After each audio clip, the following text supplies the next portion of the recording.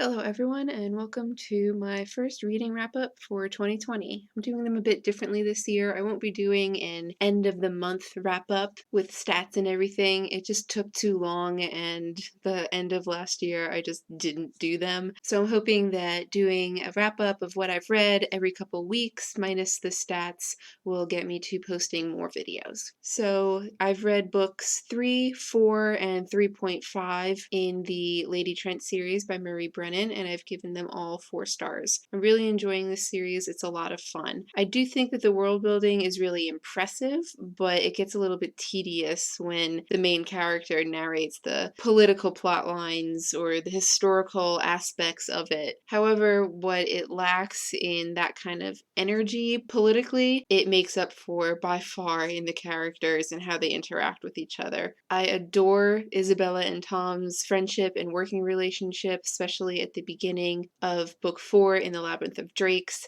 And there's a character introduced in book 3 called Suhail who is just as nerdy about his particular subject area as Isabella is about dragons. So them kind of romping around the world, being nerdy together and supporting each other that way was delightful. There's a scene in book 4 in the Labyrinth of Drakes that I cannot talk about because it's spoilery. If you're interested, I'll leave a link down in the description to my Goodreads review where I have a spoiler section about it. But it is one of my favorite scenes from any book ever. I have not had such a delightful reaction to a book scene in a very long time. The short story from the editorial page of the Falchester Weekly Review is free and available on Tor.com. It is a very, very short exchange of letters between Isabella and some other scientist people who are being really pompous, and she calls him out on it, and it's very nice. It's what I expected, and it was fun. So I'm still enjoying the series. I'm in the middle of book 5 now, which is the last book in the series.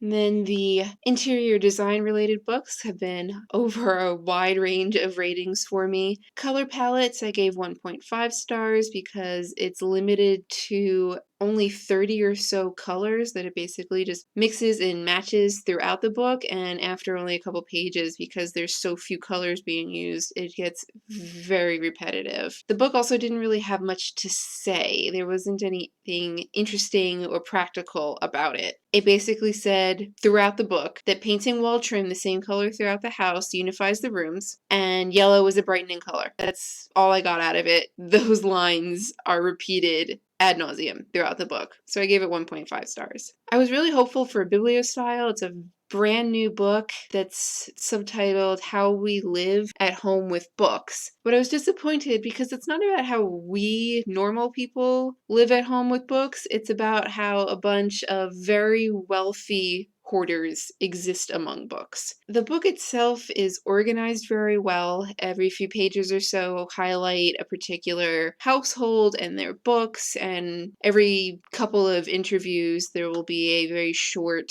snapshot of a bookstore or a library. But the interviews were consistently about how the owners of the books just cannot stop buying books. They can't edit their collection and get rid of any books. One bragged about spending $200 or $300 a month on books. One mentioned a storage unit that they had to rent out because they have literally hundreds of boxes of books that they can't get rid of or edit or do anything with. And when the introduction of a book says, this book is not about unattainable libraries, but about the power of books to tell stories, having hundreds of books in storage that you've forgotten about completely removes the power of that book collection, which is the whole point, I think, of having a book collection. Many of the people who were profiled, even if they didn't have a storage collection, were almost bragging about not knowing about all the books that they had and forgetting about where they put something or that they had something in the first place. And it was just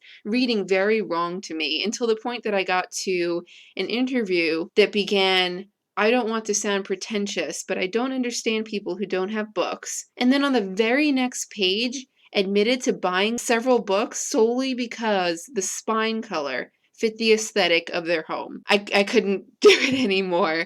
This was not what I expected. I only gave it 2 stars. Pale and Interesting was organized really well and the captions for the pictures actually explained what was going on. The problem is that it wasn't advertised as a vintage book, but every single style, every single picture in this book was vintage, and I know that for me, vintage does not work. I don't get it. I don't understand the appeal. There were pictures in here of old, rusting, peeling, and torn items that apparently have charm if you're interested in vintage. They don't to me. I wouldn't have picked this book up if I had known that it was solely about vintage. If you are interested in vintage, then this is a good book for you. Black and White was a great focused interior design book on black and white and how to use those colors to contrast with each other appropriately, and a little bit of adding other types of colors in to the black and white aesthetic. It didn't just focus on vintage, it focused on a wide range of style types that would appeal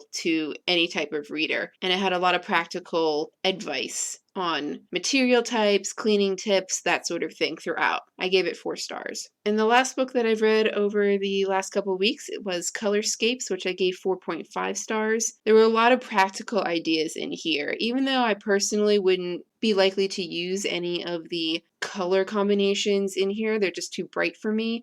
I still got a lot out of it because the author was able to talk about how to approach putting color into your home and modifying it to your personal needs, regardless of whether or not you would use the actual examples in this book. One of the big things that this book pivots on is using mood boards or particular objects to start from in designing the color palette for a room, and she used examples of that throughout that I thought were really effective. I came out of this book wanting to go onto Pinterest and create my own mood boards and looking at the objects that I own to see, okay, what can I draw from to create a potential color palette for my own home. So I thought it was very effective. And that's everything that I read over the last couple weeks. Let me know down in the comments if you've read any of these books and what your thoughts on them are. Thanks for joining me.